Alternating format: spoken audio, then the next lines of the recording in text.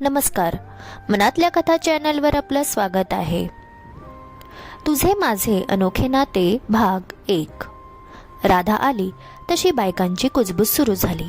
राधाला आवाज जाणार नाही इतक्या कमी आवाजात त्या बोलत होत्या. तिला कळत नव्हतं अशातला भाग मुळीच नव्हता, पण तरीही ती शांत बसली होती. नेहाने तिला हळदी कुंकू लावलं आणि वाण दिलं. बायका तिच्याकडे अशा पाहत होत्या जणू काही ती जगातलं 7वं आश्चर्य आहे. राधा नेहाच्या घरून निघाली. वाटेत तिला फार भरून आलं.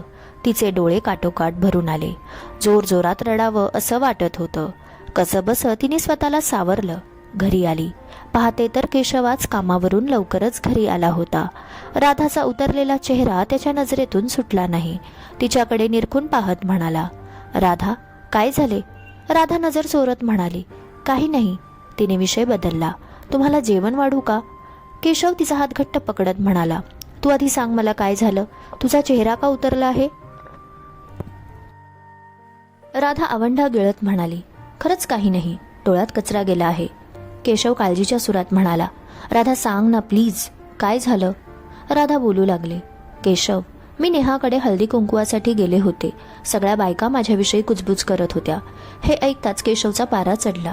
त्वेषाने म्हणाला, ह्यांना काय त्रास होत आहे माहीत नाही. एकदा चांगलं बघायला हवं. राधा म्हणाली, शांत हो केशव, असू दे, आता मला ह्या गोष्टीची सवय झाली आहे. केशव म्हणाला, राधा त्या जे तुझ्याशी वागतात ते चुकीचं आहे. मला समजत नाही प्रत्येक वेळी तू शांत का बसते. एकदाचं तोंडावर सुनवलं की हा पुन्हा तुझ्या वाट्याला जाणार नाही. राधा सुस्कारा टाकत म्हणाली, हे बघ केशव, झोपलेल्या व्यक्तीला जागा करता येतं. झोपल्याचं सोंग घेतलेल्या व्यक्तीला कधीच जागा करता येत नाही. केशव म्हणाला, तुला नक्की काय म्हणायचं आहे राधा?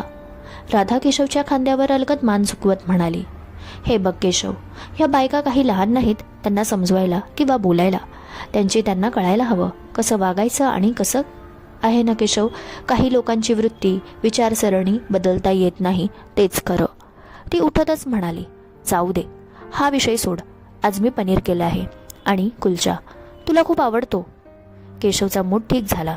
तो म्हणाला, राधा माझ्या किती आवडीनिवडी जपतेस. मला काय आवडतं हे तुला चांगलंच माहीत आहे. राधा किंचित हसली आणि किचनमध्ये गेली. केशव समोर जरी ती हसली तरी देखील तिचं मन मात्र घडलेल्या प्रसंगामुळे खूप नाराज झालं होतं. त्याच विचारांच्या तंद्रीत असल्या कारणाने कढई तिच्या हातातून सुटली आणि तिच्या पायावर पडली. तिला खूपच जोरात लागलं. ती कळवळली. आई ग. तिचा आवाज ऐकून केशव लगेच किचनमध्ये धावत आला. पाहतो तर तिच्या पायाला खूप जोरातच लागले होते. पूर्ण साडी खराब झाली होती. केशवने लगेच सगळं साफ केलं आणि तिला बेडरूममध्ये घेऊन आला. केशव म्हणाला, राधा चल डॉक्टरांकडे. राधा, केशव जास्त काही झालं नाही, बरी आहे मी. थोडासा मुका मार लागला आहे. 2 दिवसात बरं वाटेल.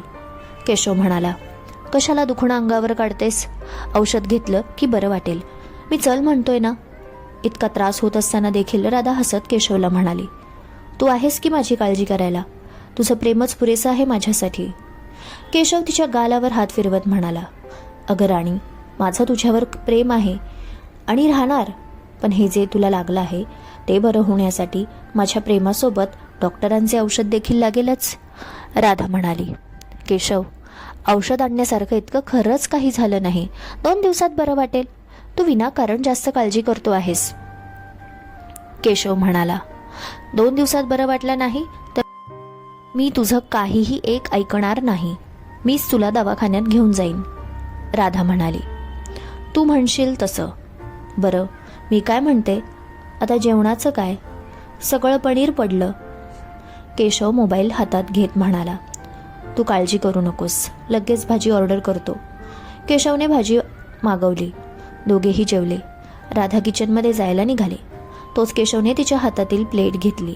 तिला सोफ्यावर बसवले आणि म्हणाला, 2 दिवस आता तू एकही काम करणार नाही आणि खास करून तुला किचनमध्ये एंट्री नाही.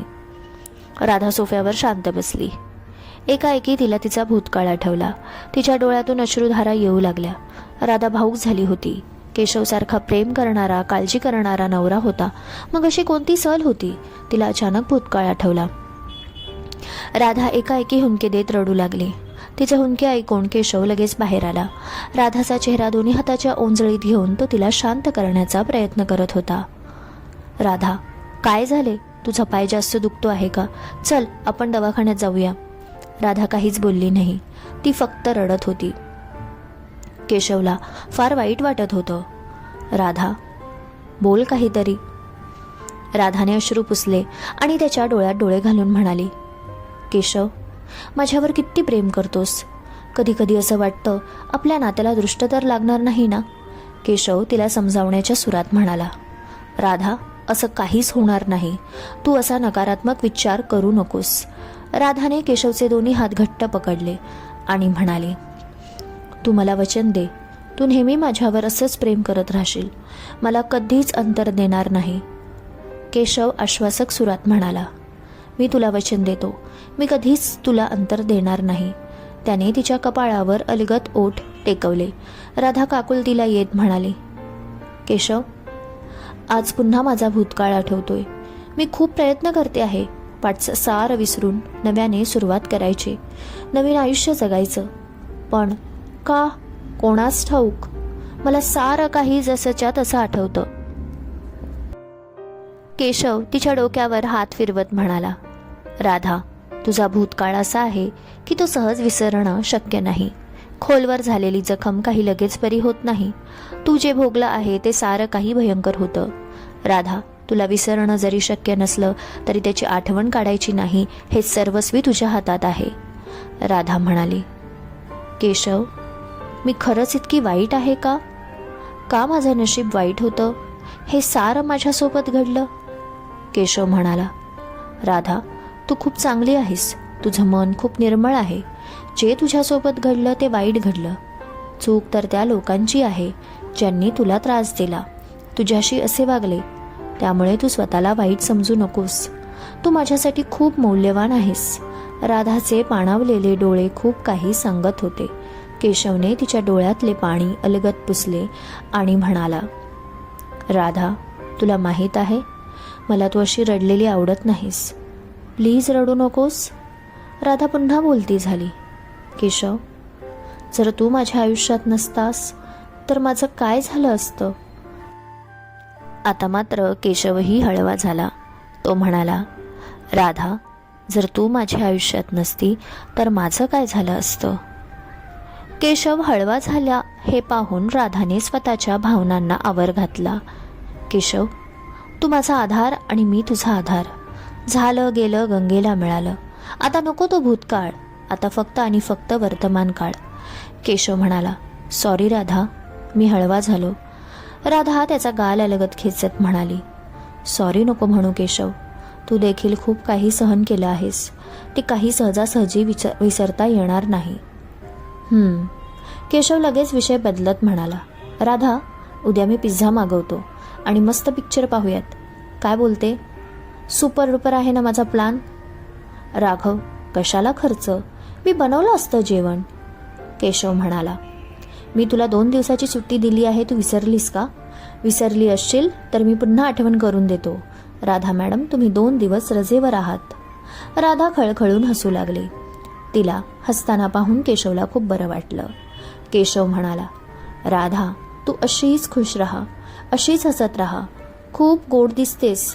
राधा केशवच्या गळ्याभोवती हातांचा विळका घट्ट करत म्हणाली, केशव, तू सुद्धा नेहमी असाच प्रसन्न आणि आनंदी राहा.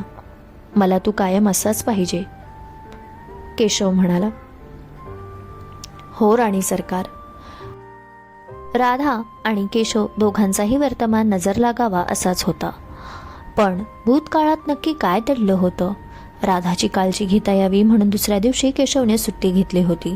राधाचा पाय ठणकत असल्यामुळे ती देखील झोपूनच राहिली होती. केशवने नाश्ता तयार केला. त्याला साफसफाईची भारी हौस. नाश्ता बनवून झाला तरी तो किचनमध्ये स्वच्छता करत बसला होता.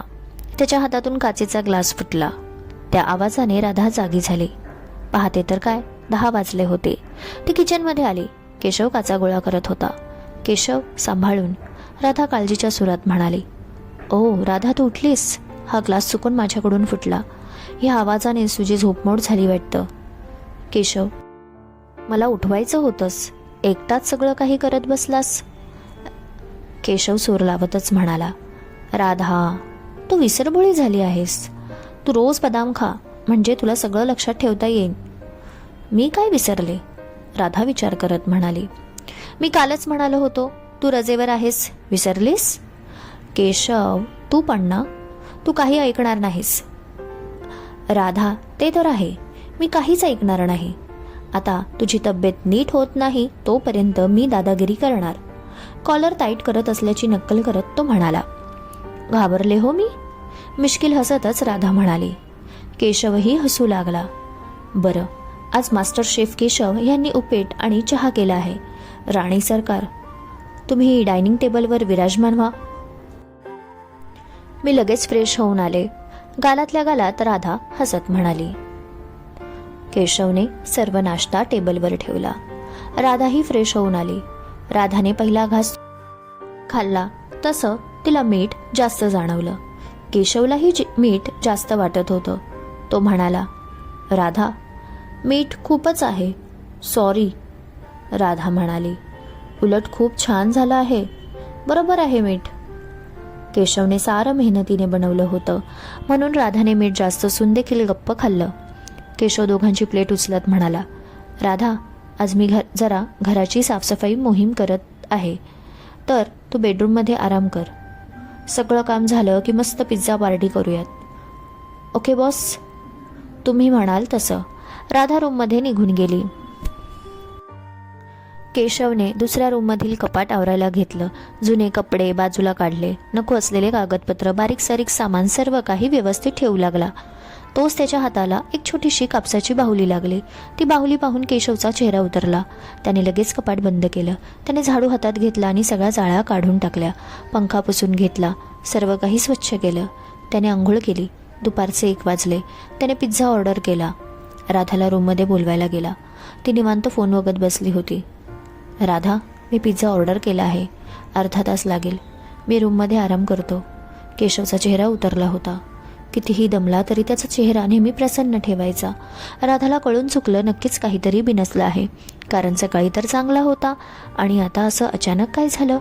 इथे केशव रूममध्ये आला आणि जोरजोरात रडू लागला. राधाला कसं तरीच होत होतं. ती केशवकडे गेली. पाहते तर केशवचे डोळे रडून रडून लाल झाले होते. तिला त्याचा चेहरा पाहवत नव्हता. नेहमी हसून खेळून राहणारा केशव रडत असताना पाहून तिलाही रडू आलं. ती केशवच्या बाजूला बसली आणि त्याच्या पाठीवर हात फिरवला. राधाने त्याच्या पाठीवर हात फिरवला तसं त्याला अजून भरून आलं. तो अजूनच रडू लागला. केशव, काय झालं? का रडतो आहेस? केशव उठला. त्याने कपाटातील बाहुली काढली आणि म्हणाला, ही माझ्या काव्याची बाहुली आहे. क्रमश. कोण होती काव्या? कळेल पुढच्या भागात. पुढचा भाग अजिबात मिस करू नका. आजचा भाग कसा वाटला कमेंटमध्ये सांगायला विसरू नका. तुम्ही जर चॅनलवर पहिल्यांदाच आला असाल तर चॅनलला सबस्क्राईब जरूर करा. लवकरच भेटू पुढील भागात. धन्यवाद.